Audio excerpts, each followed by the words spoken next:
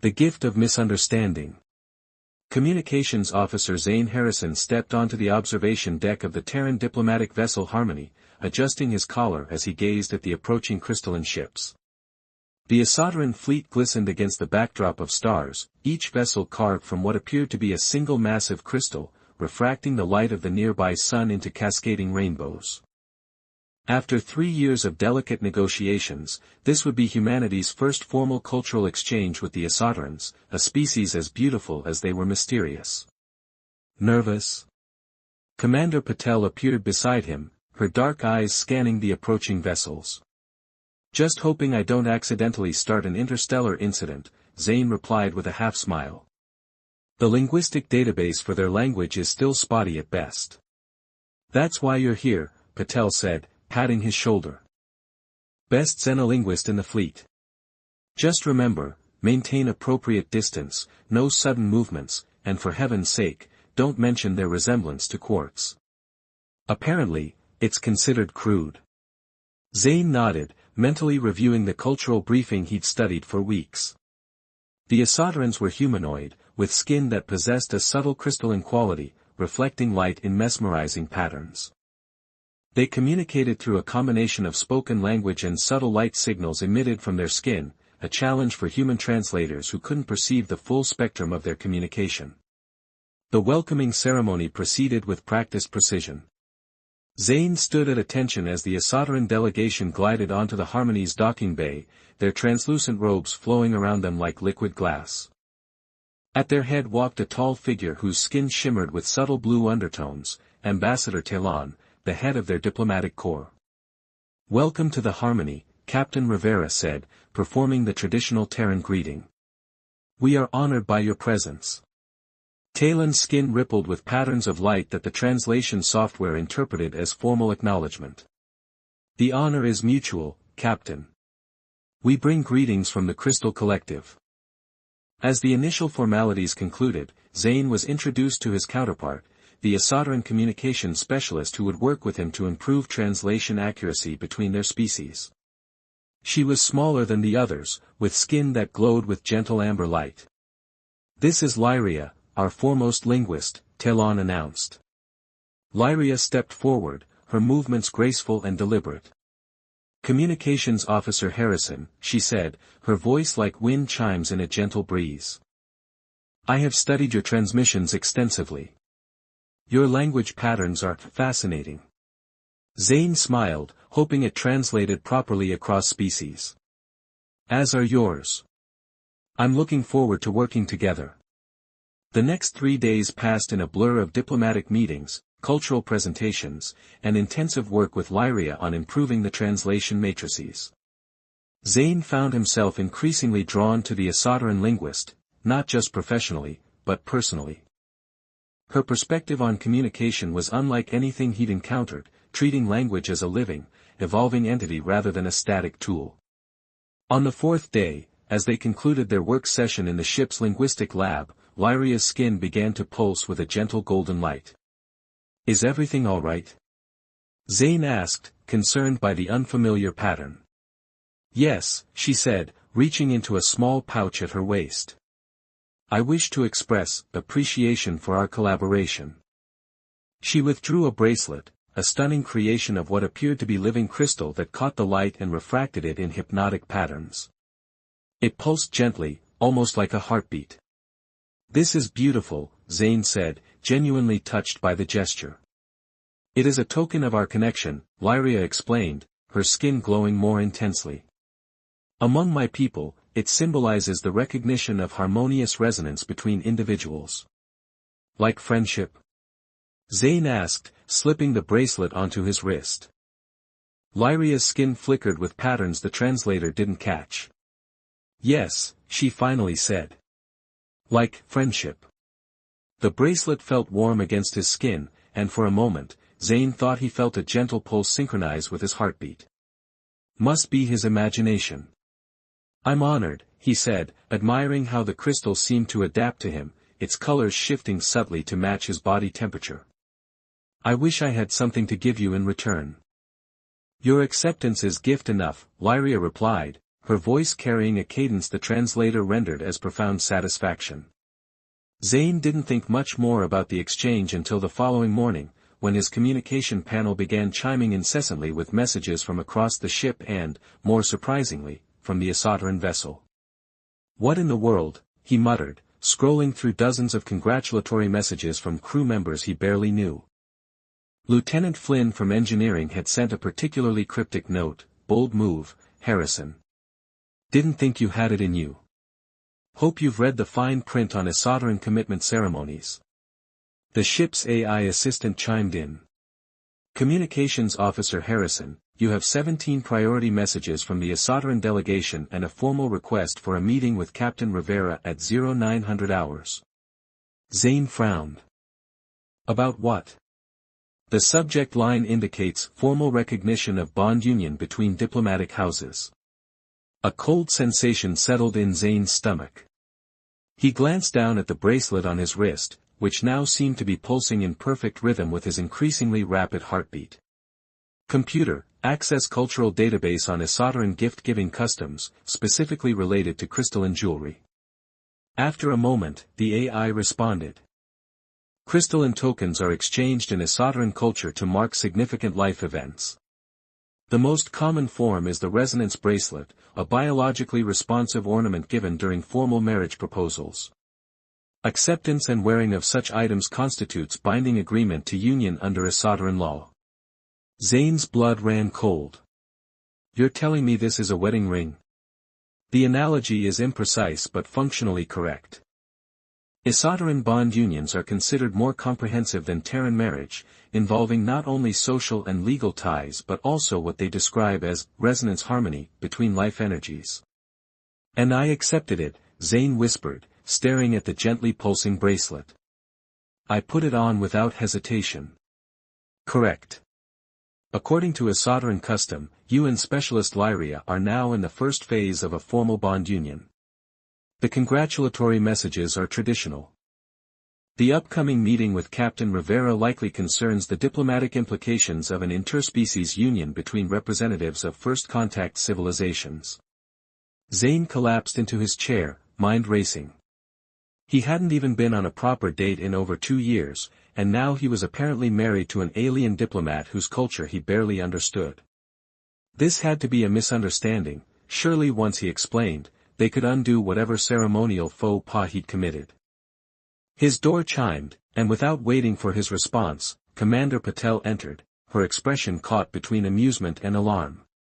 "Harrison," she said, "please tell me you didn't accidentally marry an Asotaran diplomat." Zane held up his wrist, the crystal bracelet now glowing with an almost smug intensity. "I thought it was a friendship token." Patel pinched the bridge of her nose. "And her planet thinks you proposed marriage. Fantastic. The captain wants to see you immediately. Apparently, Ambassador Talon is ecstatic about the unprecedented strengthening of interspecies relations and is already discussing ceremonial arrangements." "I need to talk to Lyria," Zane said, standing up. "This is clearly a misunderstanding." "I'm afraid it's not that simple," Patel replied. "The Asotarans take these bonds extremely seriously. Breaking one without proper cultural protocol could jeopardize our entire diplomatic mission." As if on cue, Zane's communicator chimed with a message from Lyria herself: "My cherished bond partner, I sense your confusion through our newly formed resonance. Rest assured, I will guide you through the ceremonies to come. Our union brings great joy to my house and promises harmony between our worlds." Zane stared at the message, then at the bracelet that now seemed firmly attached to his wrist, its glow intensifying as if to mock his predicament.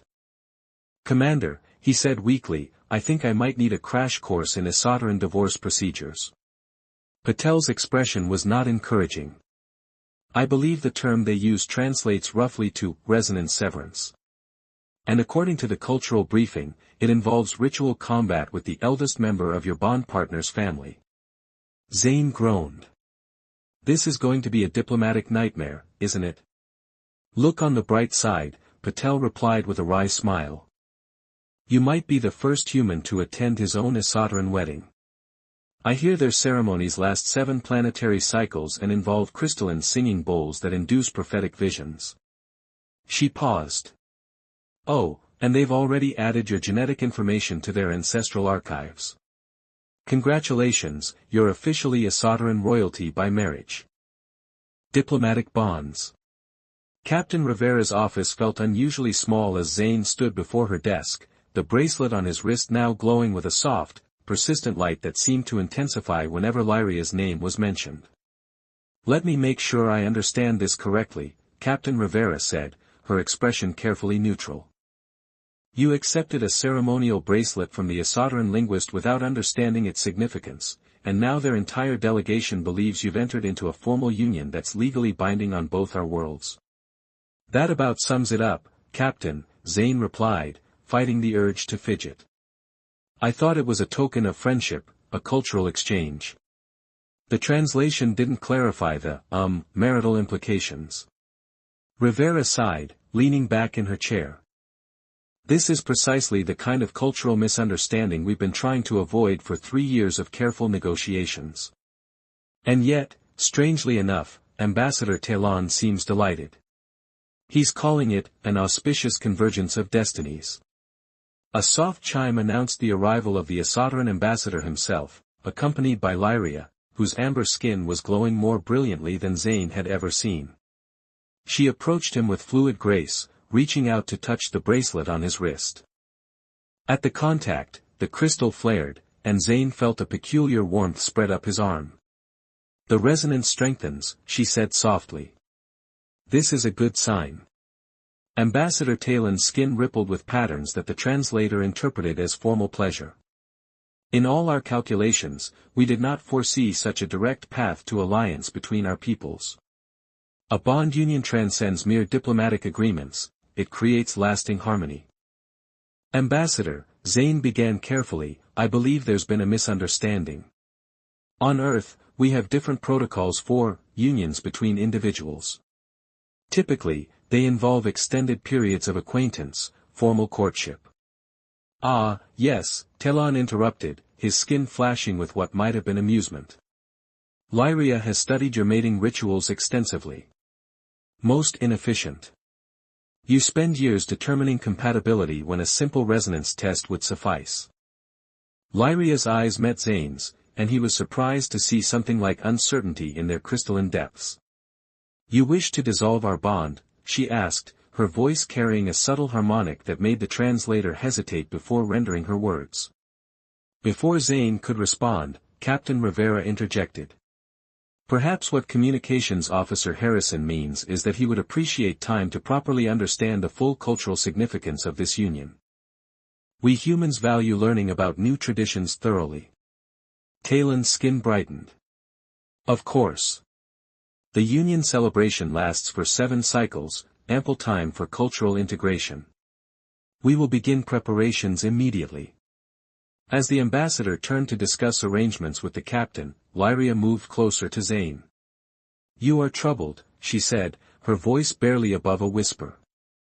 I'm surprised, Zane replied carefully. This is all happening very quickly. The resonance does not lie, she said, gesturing to the bracelet. It has adapted to your life rhythm. This is rare, even among my people. When I offered the token, I did not expect such perfect harmony. Something in her tone made Zane pause. Did you know I might not understand what it meant? A flicker of light passed across her skin, embarrassment, perhaps. I hoped you might accept without the weight of full understanding. It was impulsive. Among my people, I am considered peculiar for my interest in spontaneity, in breaking from tradition. This revelation surprised Zane. The Asotarans had always seemed so formal, so bound by ritual. So this was, what? An experiment? No, Lyria said firmly. The offering was genuine. The bracelet would not have resonated if compatibility was absent. But I understood that your acceptance might come from a place of cultural ignorance rather than informed choice. For this, I must offer atonement. No need for atonement, Zane said quickly, remembering the briefing on Asotaran atonement rituals, which involved something disquieting about crystalline needles. But perhaps we could discuss this privately. There might be a way to navigate this situation that honors both our cultures. After the meeting concluded, Zane found himself in one of the ship's botanical gardens with Lyria, watching as she interacted with the earth plants, her skin reflecting different patterns of light as she touched various leaves and flowers. "Your flora communicates differently than ours," she observed. "More subtle, yet persistent." "Much like our cultural differences," Zane suggested, seizing the opening. "Lyria, I need to understand, what exactly does this bond mean to you, to your people?" She considered the question, her light pattern shifting into what he had come to recognize as her contemplative mode. A bond union is the recognition of complementary energies, a formal acknowledgement that two beings enhance each other's existence. It encompasses what you might call marriage, but extends beyond, a sharing of purpose, a blending of life paths. "And it's initiated by offering a bracelet?" Zane asked, holding up his wrist where the crystal continued to pulse in rhythm with his heartbeat. "The resonance token is merely the physical manifestation," she explained. "It is crafted specifically for the intended recipient, attuned to their potential life energy. If the recipient is incompatible, it remains inert, a beautiful but lifeless ornament. That yours activated so completely." She trailed off, her skin brightening with what Zane now recognized as wonder. "So you didn't actually expect it to work," Zane realized. "I hoped," she admitted. "Your approach to language, to communication, it resonates with my own. I have never met another being, even among my own kind, who understands the living nature of words as you do." Zane felt something shift in his perception of the situation. What had seemed like a diplomatic catastrophe began to take on a different dimension. In human culture, we typically spend time learning about each other before forming permanent bonds. We date, we court, we discover compatibility through experience rather than resonance technology. "An inefficient but charming approach," Lyria said, with what might have been a smile. It was sometimes difficult to tell with the Soteran facial expressions. "Perhaps we could integrate both methods. I am willing to participate in your human dating ritual, even as we proceed with the formal union celebration." The idea was unexpectedly appealing. A cultural exchange within a cultural exchange. "Precisely," Lyria agreed, her skin rippling with enthusiasm. "I have already begun studying human courtship behaviors. For instance, I understand that shared consumption of nutrients in specialized environments is customary." Zane couldn't help laughing. "You mean dinner dates?" "Yes, that's pretty standard. And the exchange of personal historical narratives. Getting to know each other, yes." Her light patterns shifted to something more hesitant. "There are also references to physical contact expressions known as kissing. This seems physiologically complex." Zane felt himself blushing. "That's, typically a more advanced stage of the courtship process." "I see," Lyria said, her skin brightening with what he now recognized as curiosity. "A graduated approach to intimacy. Fascinating." Over the next few days, as preparations for the formal union celebration continued, Zane and Lyria embarked on their hybrid courtship. They shared meals in the ship's dining hall, where Lyria cautiously sampled human foods while explaining the crystalline nutrition sources of her people. They spent hours in the linguistics lab, moving beyond formal translation work to discuss poetry, idioms, and the subtle nuances of their respective languages. To Zane's surprise, he found himself increasingly drawn to Lyria's perspective and presence. What had begun as a diplomatic miscommunication was evolving into something genuine, a connection that transcended their biological differences. As they stood on the observation deck one evening, watching the stars, Lyria turned to him, her skin glowing with a pattern he hadn't seen before. "The union celebration begins tomorrow," she said softly. "The first phase involves the resonance confirmation, where our compatibility will be formally tested before both delegations. You should know that at any point during the ceremony, you may declare disharmony without shame. It would allow you to return the token without diplomatic consequences." Zane looked down at the bracelet, which had become so familiar he sometimes forgot it was there, until it pulsed with warmth when Lyria was near, as it was doing now. "And if I don't declare disharmony?" he asked. Then we proceed to the second phase, the path alignment, where we formally join our life journeys. Her light patterns shifted again, revealing vulnerability. "It would mean you accept the union, not just as a diplomatic courtesy, but as a personal choice." Zane considered her words carefully. What had begun as a misunderstanding had become something unexpected, an opportunity to bridge not just linguistic differences but cultural and personal ones as well. "In human tradition," he said slowly, "we have a saying, sometimes the best journeys are the ones we never planned to take." Lyria's skin brightened with comprehension. "Among my people, we say, the most perfect crystals form under unexpected pressure." The bracelet pulsed warmly between them, its rhythm steady and reassuring. Whatever ceremony awaited them tomorrow, Zane realized he was facing it not with dread but with curiosity, perhaps even anticipation.